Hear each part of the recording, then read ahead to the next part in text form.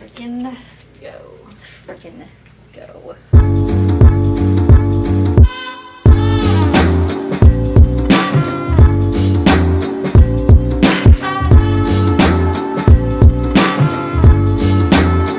What's up, you guys? Welcome back to our podcast for My Future Self. We're your hosts. I'm Callie. And I'm Serena. What is up, y'all? Serena, sorry. Serena. I love Wiener. Wiener. You guys can call me that. That's fine. That's my name. That's your name. It's cool. Anyway, cheers. Good morning, everybody. We are having cute little mimosas today. For your pleasure. Shout out to Earl Stevens, AKA We got here early. AKA E40. Tell me when to go. He has really good champagne, cotton candy. Cotton candy. Sponsor us, please. So it's basically juice. With a dash of cranberry juice. A little bit. A little. It's good. It just tastes juice, to be honest. Yeah. And Very I'm a good. lightweight. Very good. Drink some more. I'm just kidding. Oh my God. Well, welcome to the second episode. I know. Episode. So What are we gonna get into let's talk today? about some little update. Mhm. Update. It is 10:30 in the morning. Yes. And I was gonna ask you, do you talk to yourself in the car? You know what? Ever do you talk to yourself? I think, when you wake up or like you're going throughout your day and you haven't like spoken one word and then you finally reach a point where you realize, dang, I need to talk. And then that's when I just start initiating conversation with myself. Not full-on conversations, but just like, okay, what are we doing today? What do I need? What am I wearing? What's happening? I forgot. So you say that stuff out loud. Yeah.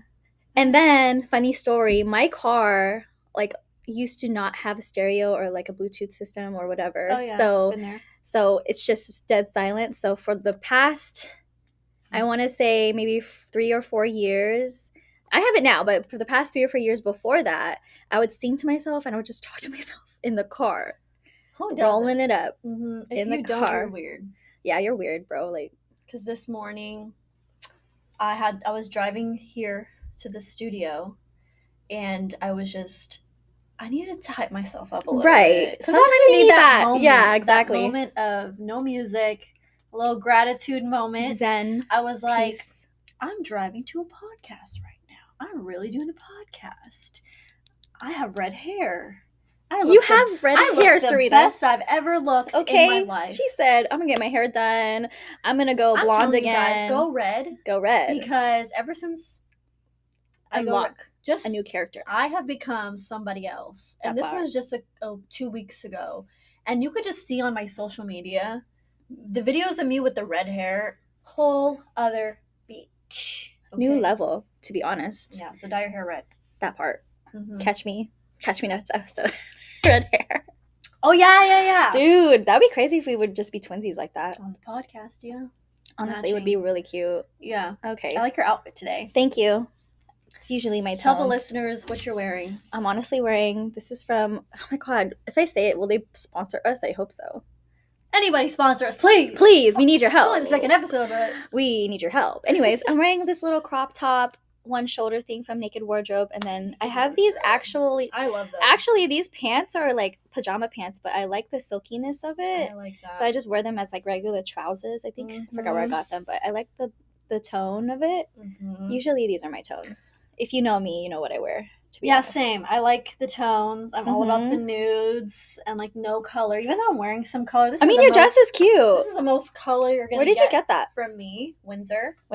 I have this in like a green color, like a sage, or like olive, like a pastel green, like similar to this vibe, but green. Okay. But yeah, I need to revamp my closet because there's just so many things I don't wear. Dude, same. And I'm all about the nudes, so I need to slowly go shopping. We should go shopping together. We should. I love that. We should, yeah. We're just gonna end up looking like the same ass person. I love styling people, to be honest, because like if you have a certain look, you kind of cater to that look according to like your finances, like what you want to wear each day. But I find myself having things from like hella long ago, like maybe from 5-6 years ago, that I have, but I haven't worn in a while. But I'm just like, I could possibly wear that. It could be a look, but have I touched it? No. But I started incorporating like basic pieces that I could wear with anything. That's the way to go. That's like with my tone. So if I find something I like, you know that one video, if I find something I like, I would buy it in another color. That's me, basically. So I like to stick to 3 different tones. So if I like it, I get the basic black, white, and if it's a nude, it'll either be a brown or a tan. Yeah, if it's anything in that realm of like warm gray, nude, I would either pick that. That way it can go with any outfit that I wear. Yeah. So that's my tip for today. Love a nude. We love a nude. Nude. Yeah. So, well. Yeah. How's your mental? Honestly, that's like a really, like, I feel like that's such a hard question to answer sometimes, because it's like up and down. Like some days you're cool, and then you're also grateful for where you are. You're happy. Overall, generally, you know, I'm at peace. I'm happy. But you know, you have those days that kind of set you back. But I try not to let that. I try not to let that define my whole like being or experience. But I'm honestly really good. I actually have been struggling for the past month just because it's been a really slow month. And you know, for those of you out there who know what we're talking about, when you just have those months or even weeks, what have you, like when you're down and like you haven't been making as much as you need to make. And that has nothing to do with who you are, which I always like point at myself like, bro, you're not doing anything right. What is wrong with you? Like, how come you're not booking anyone? Or like, how come you're not like, where's your clientele at? Because you know, you have bills to pay, you have this and that, and then you're just don't know where down. Your, like, next paycheck's coming. So talk about that, like, you know, of this podcast, you know, we're talking about our lives, right? The big part of our lives is our businesses, and it's kind of hard to not let your business really define you, I feel like. Yeah. Because sometimes, I mean, I'm a realtor. I love it. I like this version of myself that I never thought I'd get to, because it's like, we're freaking bosses. Like, we literally own a business. Our commission is based off ourselves. We don't have a boss. We're not working for someone else. We're working for ourselves. And just, I'm sure you relate, but like, growing up, I never thought I'd have that kind of position. My first job was an assistant, so all I knew was to people please. All I knew was to assist. That part. All I knew was to follow the rules that my parents gave me, that my teachers gave me, dance instructors, everybody. It's just like constantly listening to other people. So having this role of you being in charge is almost like, whoa, culture shock. No, it is. It's totally 180 from what we were used to. Yeah, and I think the mental health aspect of it, or the things that I feel like we struggle with, is not letting it define us, because again, like I said, I feel like I'm just known as a realtor. For the longest time, I'm just like, realtor is my brand. Right. That's Sold me. by Serena. Everyone, and I love it. I love it. Right. Shout out to my bestie, Adias, for coming up with Sold by Serena. Oh my God. We love you, Adias. Congratulations. She just got married. Woo, so love pretty. You. Oh my God, that last video. Anyway, sidetrack. Anyway. No, yeah, no. And then like, I just feel like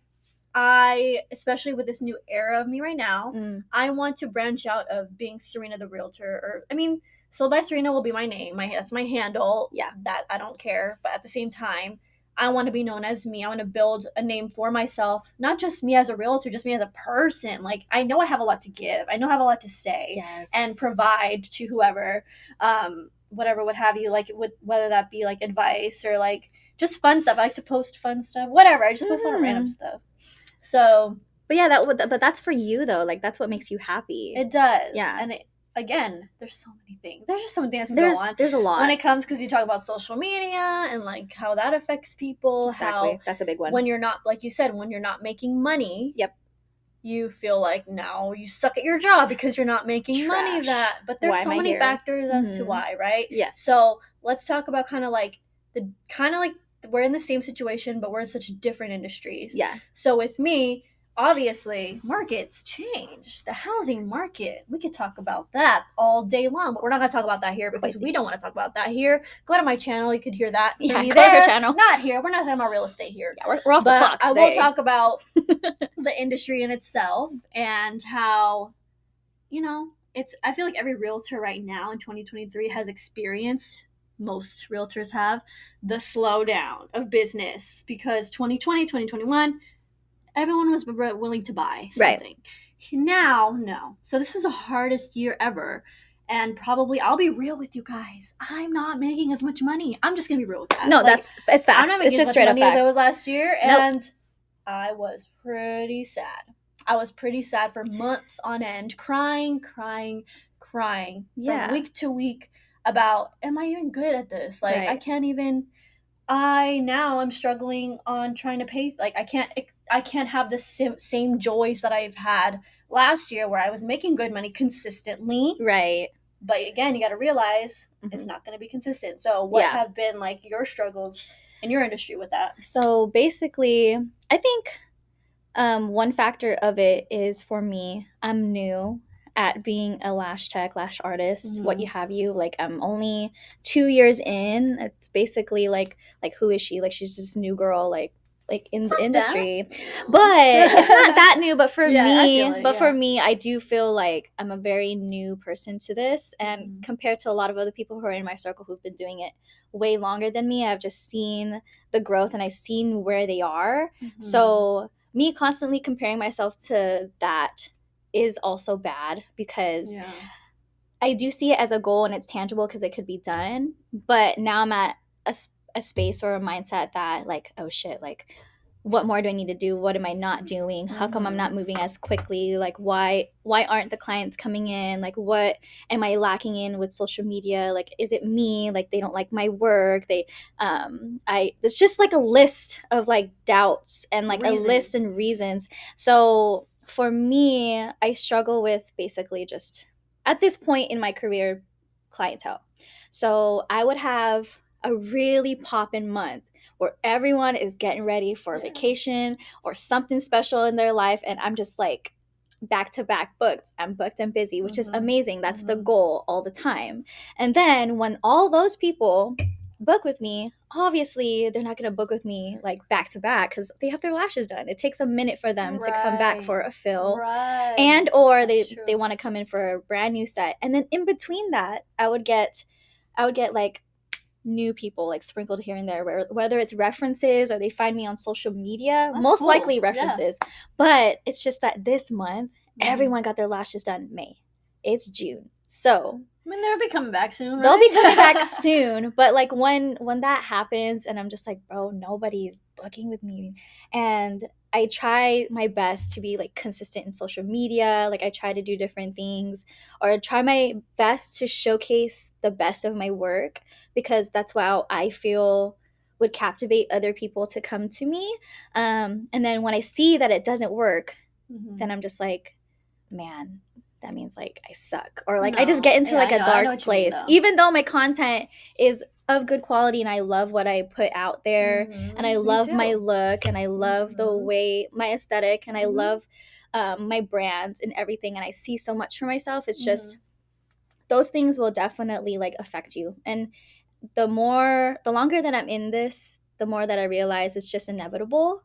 That's just part of it. It's just part of it, and it has nothing to do with me. It has nothing to do with you. It's just a part of being an entrepreneur, and it's part of being a business owner. The biggest entrepreneurs, billionaires, they probably had to lose a lot. Yes. And had to invest a lot into their business and fail multiple times. Yeah. To really get to where they are. That's just part of it. There's that side of it, and there's also those who are successful just because like they have that privilege already. They have the following. They had the following already. They had the funds. You can't look at them. There's two different sides. Yeah, you can't look at them. That's really true. But I think a lot of people can like level with us when we say like the struggle is extremely real, just because we're a one-man show. So what I struggle with is being my own marketer, being my own like social media coordinator. It's another job. It's a whole nother job within itself. When teams like brands and organizations that are already established, they have teams of people that do this for them. You gotta think about where they started too. They started like us. Yeah. But I'm out here comparing to myself, my content that's to the them. Bad part. That's like, the bad part. Why are you comparing someone's chapter 20 to your chapter 2? Yeah. That's what it is. I compare, and then I also get inspired. So like, yeah, I have my bright days, and then I have my like, oh my God, like dark. So what can we do? What can we do? What can we do when we get in that space? Honestly, I think talking it out for me works like this, like talking to someone that can relate to it, who's been there. It's really hard to talk to people who haven't been there, and they can give their advice. You know, they can give their support, which is really like I appreciate it. But when I talk to someone like you, I talk to some people that do what I do. It's just more comforting, and more reassuring that like, it's good, you're good, we're all good, we all been there. Though. Yeah, for sure. Yeah, so you gotta find your circle. Find your circle, and definitely find your community of people that can support you in what you're doing, because you have your family, you have your friends. And I love them. My family will for sure be there. For sure, but they can't relate. They literally can't relate. My parents, they didn't go to college. And there are parents that be like, why aren't you in a real job? Like, why aren't you at a regular... They're in like 9 to 5s. They've been working for their jobs 30 plus years. Could you go to a 9 to 5? No.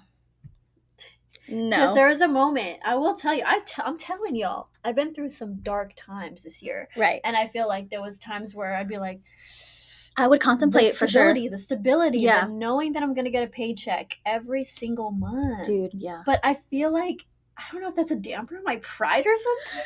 Because like, I just like, not that 9 to 5 is bad, girl. We love a 9 to 5. We love you. Good job. No, I never, ever, ever, ever want to bash on that, because they're hard workers. Like, that's dedication. I also love those TikToks, off topic, but like those corporate girly TikToks. Ooh, I'm all for it. Yeah. But no, just knowing myself and just like experiencing what I've experienced at this point. I've been in a 9 to 5, first of all, in a 9 to 5 office job before, and just comparing the two, there are more pros for me personally of owning a business over 9 to 5. Yes. But mental health wise, it's put a damper more on me. Yeah. Owning a business than 9 to 5, because no stability, it's just like, I got my first taste of not getting paid for I don't know how long anymore, but right.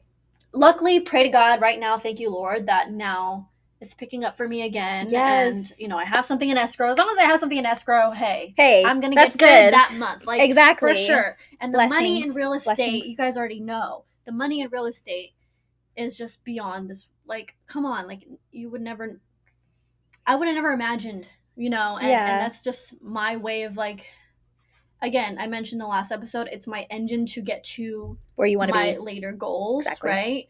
So, yeah, like, it's just like, there's so much opportunity here. Yes. And I'm willing to make the sacrifices and go through the hardest things in order to get there, because I know that if I do, I'm going to know that I elevated. I'm going to know that I am the best version of myself over being the same stable person. Exactly. Not stagnant. I don't ever want to say that. I know, not stagnant. We're not saying you guys are stagnant. We're just saying like, if we were in that position, we would feel put in a box. Because I think we know that we know what we want. We can do. Yeah, we know what we're capable of. We're destined for more. This life. Yes. That we're doing. Even though, like we said, there's just so many times where, yeah. Honestly, in the beginning, I had to like kind of like put myself in another headspace, like, okay, this is gonna happen to me regardless. I just have to keep it pushing, keep grinding, doing my best, because honestly, sometimes like all you can do is like the best you can do. So like you can't push yourself further than that until you reach a certain I don't know. I try not to put my mind in unrealistic situations. That way it'll save myself from like getting into a hole, because in our industry as entrepreneurs, like we're gonna get there. And when I was working for a 9 to 5, I feel like it was a lot of people pleasing, a lot of hard work for not enough money. And I was honestly just working while I was going to school, because it was kind of like just like that normal thing, like, okay, I'm gonna have a job, I'm going to school, so I can just pay what I pay and like save up what I save up. I have 2. Ooh. It's just I have 2. I have 1 kinesiology degree. It's just an AA degree. Just I worked hard for it. It's a degree. Thank you. It's a degree. I have an AA in kinesiology and an AA in physical education. And so I can honestly do something with that. I can get a good job with that. That's the safe. I could, but that's okay. That's okay. That's just your personal. That's just your personal journey. I just feel like once I felt this, like working for myself, making my own schedule, making my own rates, I'm just like, so tell us never when was again. like when Never was the again. day that you quit the 9-to-5 life? I quit the 9-to-5 life. I want to say I already started my business. I was like, I can do both. Both, right? I can do both. I was like, I can do both. Like, I need money to make money. Like, let me save up, because I'm just in the beginning parts of my business. I want to say I couldn't take it anymore after like maybe 6 months. So I was like, bye. Wow. Like 6 months. I think it was that, like 6 or 7 months. And then I'm like, I need to put 100% of myself into this, or else I'm not going to see it grow. Because what was happening is I was spreading my focus, and I was going to school, I was working, and then I was doing this, and then like all of that stuff happened. It was just too much on my plate. And I felt like if I want to see the potential of my business grow, I need to put 100% of myself into it, my time, my energy, my money. Yes. So I decided to do that, and then that's it. I'm just doing this 100% because I don't see myself doing anything else. Because I don't know, when I'm a hard person, it's hard for me to focus on like a lot of things all at once. Yeah. Same. Like for example, like say I'm at my house, I'm like cleaning and I have chores, right? Something so I'm literally like doing laundry. I'm just like, oh shit, I have to like type up this promo for my business. Yeah. Let me do that. And then I didn't end up drying my clothes. And then I'm like, oh shoot, I have to clean the bathroom. That's a topic, because it's like knowing. Okay, it's like you have full control over your schedule. Yes. Right? Yes. And it's like, what should I be doing right now? There's just so many things I should be doing, but it's like there's 1,000 things, and then you end up not doing it because you're like, there's just too many things, and I'm overwhelmed. I don't know where to start. I'm just gonna be on my phone. And then if I do start something, I don't finish it because I want to get onto something else. Because I'm thinking about something else. Do I have ADHD? I don't know. Maybe. Okay, let's take a test. But yeah, no, that's my struggle too. Yeah. And I think this is what I've done. Okay, I was that person that. I love Google Calendar. Do you use Google Calendar? I talk about it so many times. I have a video on it, by the way. If you watch my YouTube video about my Google Calendar tour, my schedule doesn't look like that no more. I'm sorry. But, like, I would stack things, like, back to back. Like, I have a 9-to-5 job. Like, just to the point where, like, I'd be working all day. Girl, I never did that. I never followed my schedule to a T. Stressful. I never followed my schedule to a T. Like, it looked like that. It was nice to plan it and see it. Like, ooh, I'm a busy girl. I was made spending more time planning than doing. That part. Which I will admit to that. Yes. You know, but right now where I'm at, I love it because it's just, okay, I've taken out everything. I've created, so my schedule looks just like morning routine. I have an admin time to look at my emails, respond to texts, anything else important. Yep.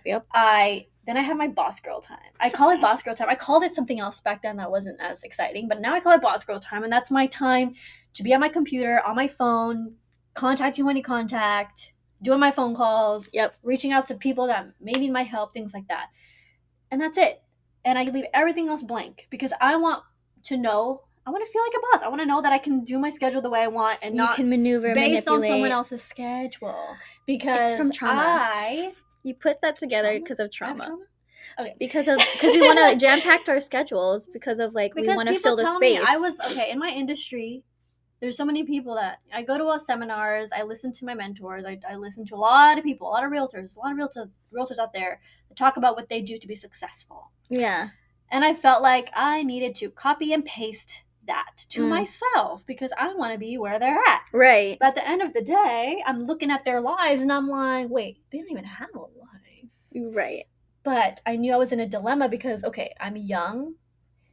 Do I just grind, not have a life because it'll be worth it in the end? Right. Or in a mentality where like, oh, I'm young. I mean, I don't want to like just work and then like I die tomorrow. Right. So there's those two extremes. And right now I'm in a time where I want to be right in the middle. Like, I just want to be able to have balance, even though there's no balance. We could talk about balance later on. Yeah.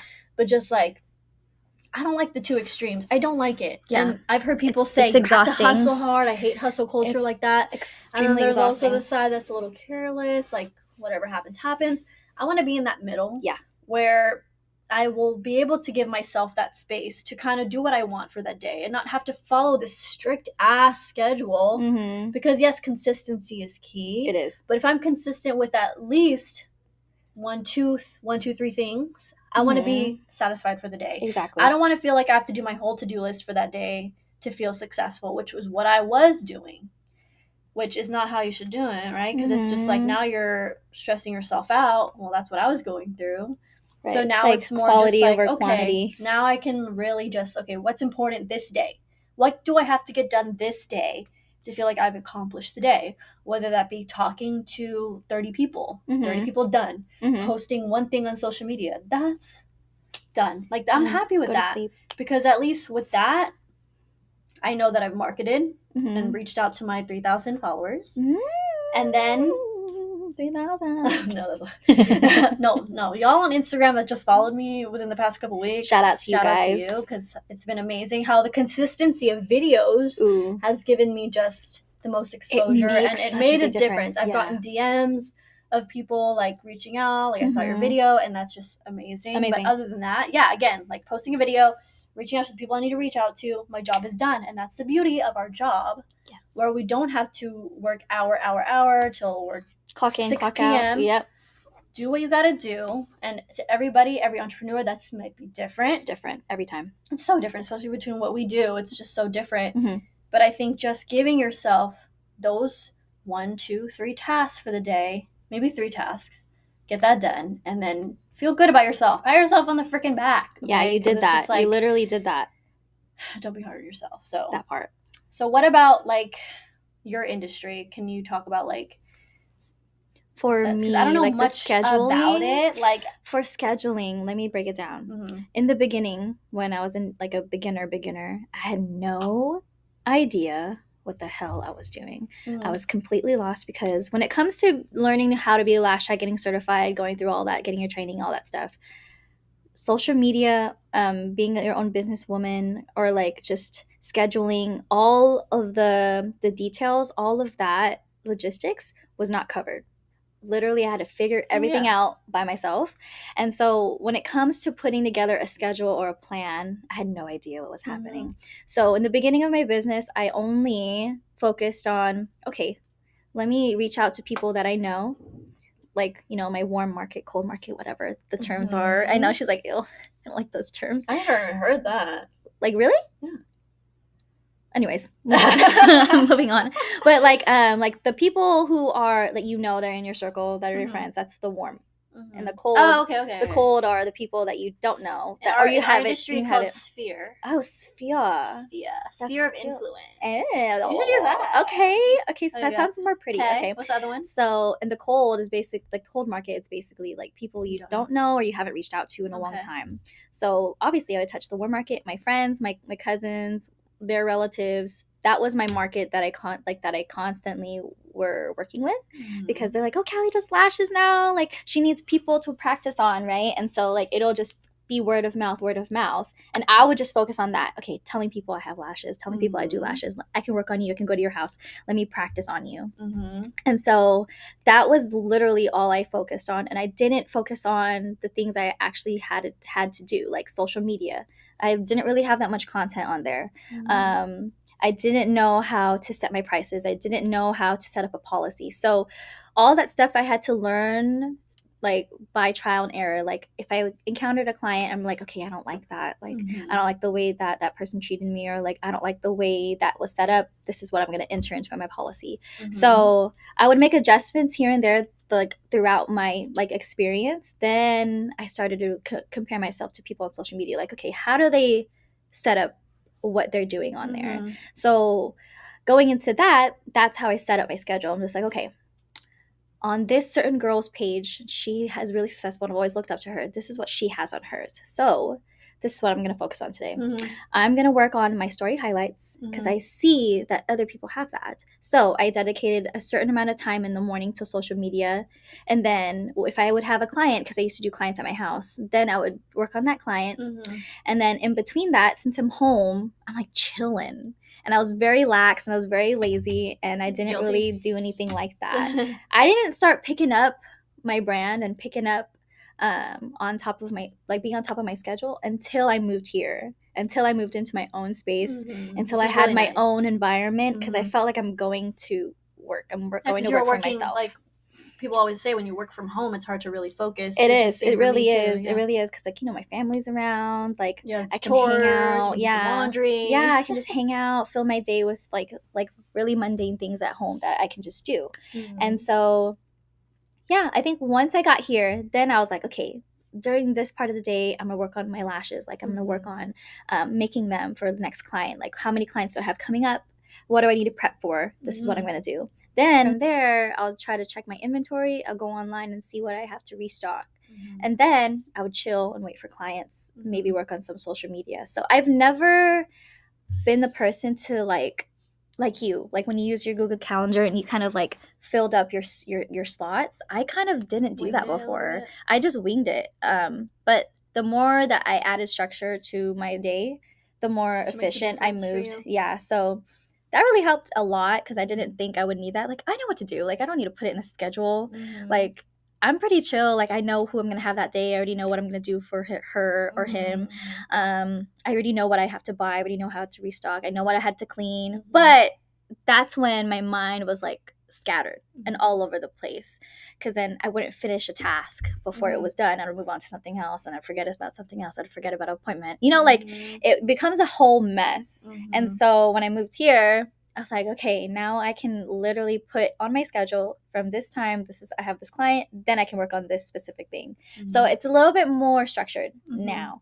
I've never felt this way before. Like, I feel so much free. Yeah. Because before, when I was moving hella like lax and like just with the flow, I felt more stressed because I was like, oh my god, what next? Like, what am I? You're I'm on lost. That extreme of like too chillax. Exactly. So I was like really super lazy, and then now I'm like in that kind of hopefully medium middle. Well, I just feel more peaceful and I move a little bit better and more efficient.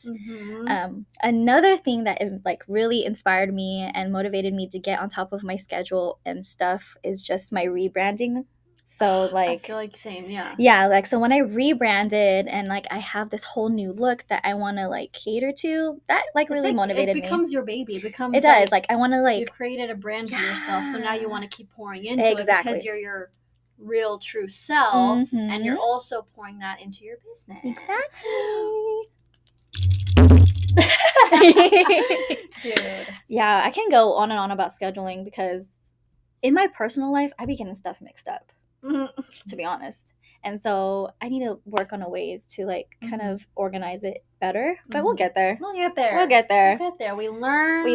We move on. We make the change. We got to pivot in business. You have to really pivot to yourself. Exactly. In whatever situation you're in. Maybe things don't work for you like they used to. Trial and error.